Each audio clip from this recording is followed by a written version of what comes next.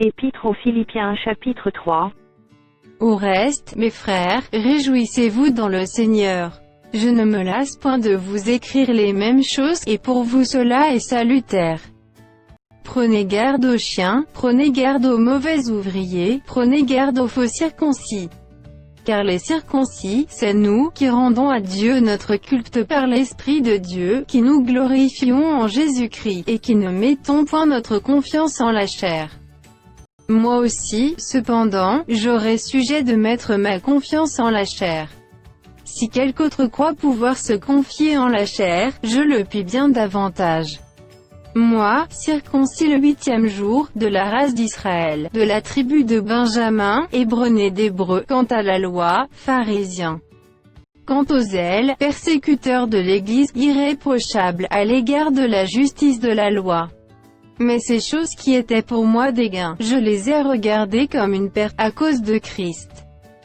Et même je regarde toutes choses comme une perte, à cause de l'excellence de la connaissance de Jésus-Christ mon Seigneur, pour lequel j'ai renoncé à tout, et je les regarde comme de la boue, afin de gagner Christ.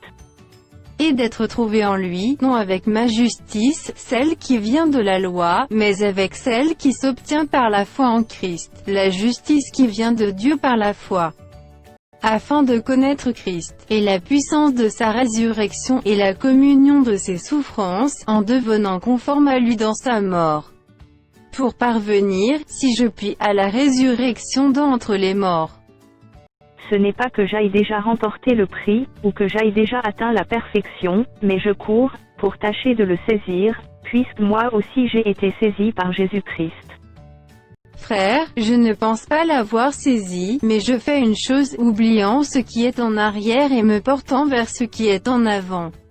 Je cours vers le but, pour emporter le prix de la vocation céleste de Dieu en Jésus-Christ.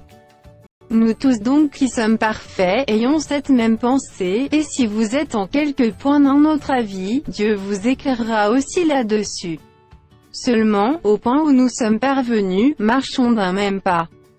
Soyez tous mes imitateurs, frères, et portez l'égard sur ceux qui marchent selon le modèle que vous avez en nous.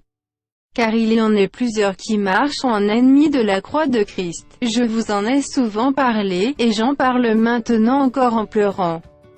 Leur fin sera la perdition, ils ont pour Dieu leur ventre, ils mettent leur gloire dans ce qui fait leur rond, ils ne pensent qu'aux choses de la terre.